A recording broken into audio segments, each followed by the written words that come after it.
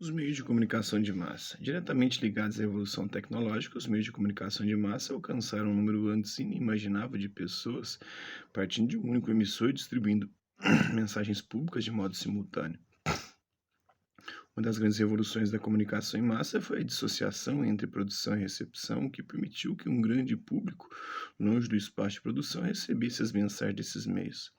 Seus maiores expoentes ao longo do século XX foram o rádio e a televisão, que se espalharam rapidamente por todos os lares e automóveis estadunidenses e posteriormente por outros territórios. No fim do século XX, juntou-se ao rol a rede mundial de computadores, que também avançou rapidamente. Foi a partir dessa evolução da comunicação de massa que se desenvolveram os setores como a indústria cultural e a propaganda. Ambas passaram a guiar a preferência dos consumidores ao redor do mundo. A era da radiodifusão, no início do século XX, o desenvolvimento do sistema de radiocomunicação foi marcante. O surgimento do telégrafo sem fio foi um passo na direção da transmissão e da recepção das ondas de rádio. A popularização desse aparato de comunicação ocorreu principalmente nos anos de 1930, atingindo seu ápice e nos anos de 1940, que é a era de ouro da radiofonia. Nesse contexto, cerca de 40 milhões de rádios funcionavam em um mundo com aproximadamente 2 bilhões de pessoas. Até então, nunca o meio de comunicação havia atingido tantos indivíduos. O rádio entrou na vida cotidiana das pessoas, influenciando suas práticas sociais. Consolidou o consumo de programas de radioteatro, literatura radiofônica, músicas, notícias, publicidade, entre outros conteúdos que privilegiavam o entretenimento. Tem uma foto de 1965 de pessoas acompanhando pela rádio em Nova York notícias de uma jornada de navio. A televisão, depois do rádio, a televisão tornou-se o principal meio de comunicação de massa.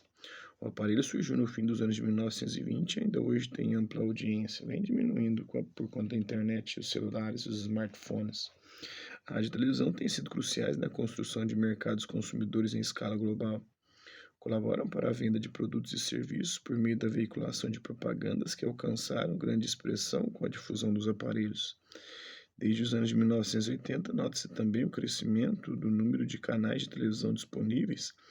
Com o processo de globalização cada vez mais acelerado, as transmissões de programas produzidos em diversos países são cada vez mais presentes e acessíveis, em razão da existência das TVs por assinatura e, com a internet, dos canais de streaming. Isso tem colaborado para transformações culturais em diferentes sociedades.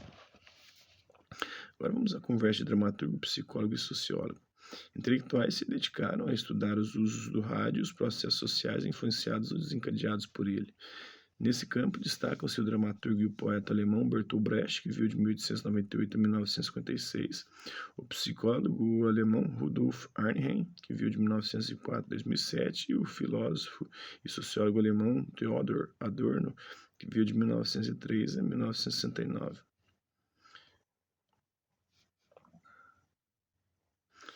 Então, são pensadores alemães que foram pioneiros no entendimento dos meios de comunicação de massa e de seus efeitos.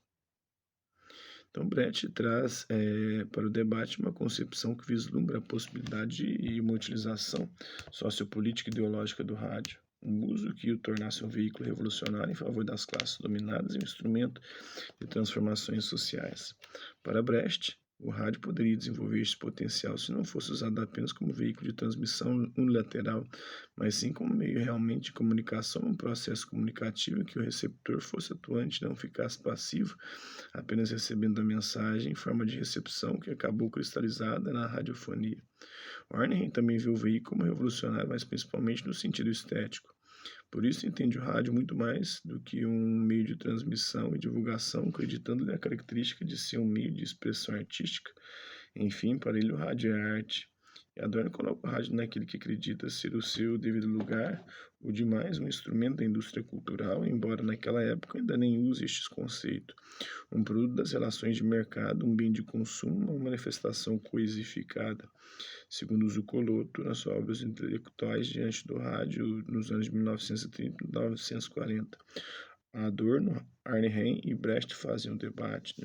Observe que Theodor Adorno é um dos mais famosos expoentes da Escola de Frankfurt. Esse grupo de intelectuais marxistas, críticos tanto do capitalismo quanto do socialismo soviético, procuravam entender os novos rumos e as transformações sociais ocorridas no século XX. Desenvolveram uma teoria crítica à cultura de massas e à indústria cultural que transformava a arte em mercadoria, esvaziando-a de sentido. Então é isso aí, espero que você tenha gostado do vídeo. Quem curtiu, dá um like, quem não curtiu, dá um dislike. Essa é a Vista Bibs. Até a próxima.